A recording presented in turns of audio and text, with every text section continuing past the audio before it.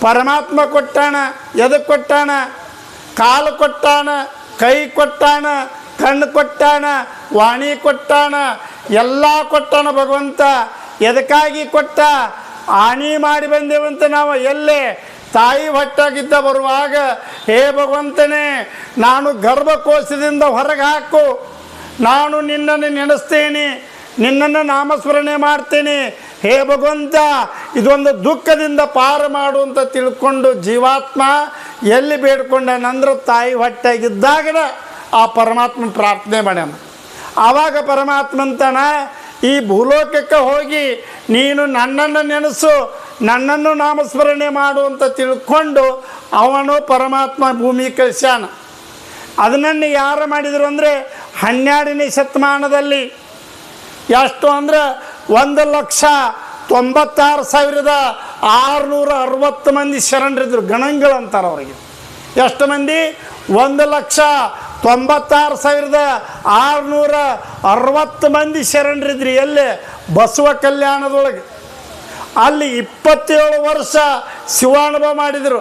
ಡೋರಕಕ್ಕಯ್ಯ, ನೂಲಿ ಚಂದಯ್ಯ, ಹಡಪದ ಅಪ್ಪಣ್ಣ, ಹಲವಾರು ಶರಣರು, ಮೋಳಿಗೆ ಮಾರಯ್ಯ, ಅಲ್ಲಿ ಅಕ್ಕಮ್ಮ, ನಾಗಮ್ಮ ಎಲ್ಲರೂ ಕೂಡಿಕೊಂಡು, ಎಲ್ಲ ಶರಣರು ಕೂಡಿಕೊಂಡು ಏನು ಮಾಡಿದ್ರು ಅಂದರೆ ಶಿವ ಅನುಭವ ಮಾಡಿದರು. ಅಲ್ಲೇ ಬಸವಣ್ಣವರನ್ನ ಮಾತು ಹೇಳ್ತಾರೆ, ವಚನದಲ್ಲಿ ನಾಮಾಮೃತ ತುಂಬಿ, ಕಿವಿಯಲ್ಲಿ ಕೀರುತಿ ತುಂಬಿ, ಮನದಲ್ಲಿ ನೆನವ ತುಂಬಿ ಅಂದಾರ ಅವರು. ಈ ಮಾತನ್ನು ಯಾಕೆ ಬಳಸ್ಯಾರಂತ ಕೇಳಿದರೆ, ನಾವು ಏನು ಮಾಡಬೇಕು ಅಂತ ತಿಳ್ಕೊಂಡು ಶ್ರದ್ಧಾನಂದಪುರಿ ಯಜ್ಞ ಯಾಕಿಟ್ರ ಅಂದ್ರೆ, ಯಾರು ಜಪವನ್ನು ಮಾಡ್ತಾರೋ, ಅವರು ವಾಣಿನಿಂದ ನಾಮಸ್ಮರಣೆ ಮಾಡ್ತಾರೋ ಅವ್ರ ಮನಸ್ಸು ಸ್ವಚ್ಛ ಆಗ್ತದ. ಇಲ್ಲಿ ಯಾಕೆ ಹೇಳಿದ್ರಂದ್ರೆ, ನಮಗೆ ಪರಮಾತ್ಮ ವಾಣಿ ಕೊಟ್ಟಾನ, ಸುಂದರ ವಾಣಿ ಕೊಟ್ಟಾನ, ಬೇಯಾಕಲ್ಲ. ಆ ಮನಸ್ಸಿನ ನಾಮಸ್ಮರಣೆ ಎದಕ್ಕೆ ಮಾಡಬೇಕಂದ್ರೆ, ವಚನದಲ್ಲಿ ನಾಮಾಮೃತ ತುಂಬಿ, ಯಾವುದು? ಆ ಭಗವಂತನ ನಾಮಸ್ಮರಣೆ ತುಂಬಿ, ಕಿವಿಯಲ್ಲಿ ಕೀರುತಿ ತುಂಬಿ, ಮನದಲ್ಲಿ ನೆನವ ತುಂಬಿ. ಮತ್ತೊಂದು ಕಡೆ ಅವರೇ ಶರಣರು ಹೇಳ್ಯಾರ, ಕಂಗಳ ತುಂಬಿದ ಬಳಕ ನೋಡಲಿಲ್ಲ ಶಿವನ, ಕಂಗಳ ತುಂಬಿದ ಬಳಕ ನೋಡಲಿಲ್ಲ ಶಿವನ, ಕಿವಿಗಳ ತುಂಬಿದ ಬಳಕ ಕೇಳಲಿಲ್ಲ ಶಿವನನ್ನು. ಮತ್ತೆ ಹೇಳ್ತಾರೋ, ಕೈಗಳ ತುಂಬಿದ ಬಳಕ ಪೂಜಿಸಲಿಲ್ಲ ಶಿವನನ್ನು ಅಂದಾರ ಅವರು. ಮನುಷ್ಯನಿಗೆ ಕಣ್ಣುಗಳು ತುಂಬಿಟ್ಟಾವ. ಈಗ ನಮಗೆ ಯಾರು ಕಾಣ್ತಾರಂದ್ರೆ ಸತ್ಪುರುಷರು ಕಾಣಂಗಿಲ್ಲ, ಶಾಸ್ತ್ರಕ್ಕೆ ಹೋಗಂಗಿಲ್ಲ, ಪ್ರವಚನಕ್ಕೆ ಹೋಗಂಗಿಲ್ಲ. ದೇವ್ರು ನಮಗೇನು ಕಮ್ಮಿ ಕೊಟ್ಟಾನಪ್ಪ? ಹೊಲ ಕೊಟ್ಟಾನ, ಮಣಿ ಕೊಟ್ಟಾನ, ಐಶ್ವರ್ಯ ಕೊಟ್ಟಾನ, ಕಾರ್ ಗಾಡಿ ಕೊಟ್ಟಾನ. ನಮಗೇನು ದೇವ್ರು ಕಮ್ಮಿ ಮಾಡ್ಯಾನ, ಅಲ್ಯಾಕೆ ಹೋಗೋಣ ಅಂತಾರೆ. ಯಾಕೆ? ಎಲ್ಲವೂ ತುಂಬಿ ಕೊಟ್ಟಾನ ಪರಮಾತ್ಮ. ಕಣ್ಣುಗಳ ತುಂಬಿ ಬಿಟ್ಟಾವ. ಕಣ್ಣಿನಾಗ ಪರಮಾತ್ಮನ ನೋಡುವಲ್ಲಿ ನಾವು, ಶರಣರನ್ನು ನೋಡುವಲ್ಲಿ ನಾವು, ಅವರಿಗೆ ನಮಸ್ಕಾರ ಮಾಡೋದಿಲ್ಲ ನಾವು. ಯಾಕೆ? ಕಣ್ಣುಗಳ ಒಳಗೆ ತುಂಬಿಬಿಟ್ಟವ. ಏನು ತುಂಬ್ಯಾವ? ಕಾಮ, ಕ್ರೋಧ, ಲೋಭ, ಮದ, ಮತ್ಸರ, ಅರಿಸಡ್ವರ್ಗಗಳು ತುಂಬಿಟ್ಟವ ನಮ್ಮ ಕಣ್ಣಾಗ. ಅವು ಯಾವಾಗ ಕಾಣ್ತವೆ ಹೇಳ್ರಿ?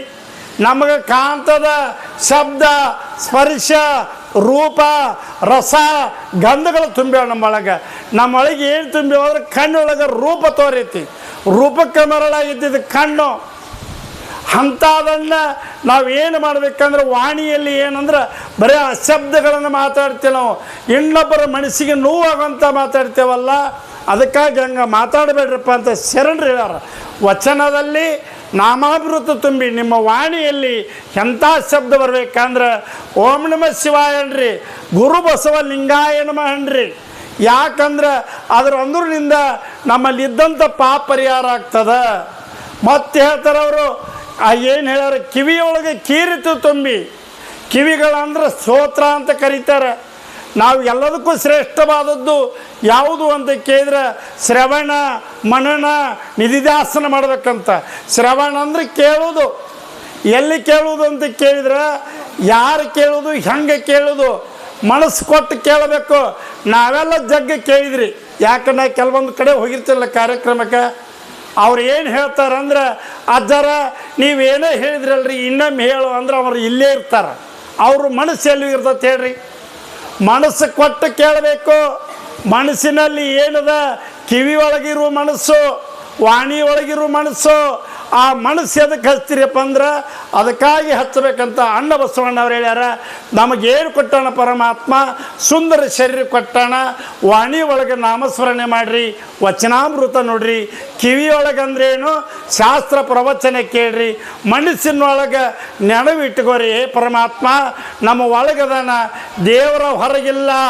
ತಂಡ ಬಿಟ್ಟು ದೇವರಿಲ್ಲ, ಮಣ್ಣ ಬಿಟ್ಟು ಮಡಿಕಿಲ್ಲ. ಈ ಮಡಿಕೆ ಯಾವಕಾರ ಮಣ್ಣಿನಿಂದ ತಯಾರಾಗೈತಿ. ತಣ್ಣ ಬಿಟ್ಟು ದೇವರಿಲ್ಲ.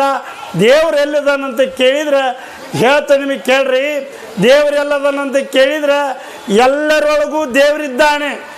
ದೇವರಿಲ್ಲ, ಹುಲ್ಲು ಕಡ್ಡಿ ಅಳಿಗಾಡಂಗಿಲ್ಲ. ನಿಮ್ಮೊಳಗೂ ದೇವರಿದ್ದಾನೆ, ನನ್ನೊಳಗೂ ದೇವರಿದ್ದಾನೆ, ಸಕಲ ಪ್ರಾಣಿ ಒಳಗೂ ದೇವರಿದ್ದಾನೆ.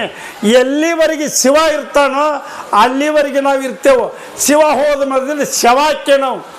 ಎಲ್ಲೇ ಒಳಗದನ ಪರಮಾತ್ಮ, ಹೊರಗುಣದನ. ಒಳಗಿರೋ ಪರಮಾತ್ಮ ತೃಪ್ತಿ ಆಗ್ಬೇಕಾರ, ಸದ್ಗುರುನಾಥ ತೃಪ್ತಿ ಆಗ್ಬೇಕಾರ ನಮ್ಮ ವಾಣಿನಿಂದ ನಾಮಾಮೃತ ಮಾಡೋನು.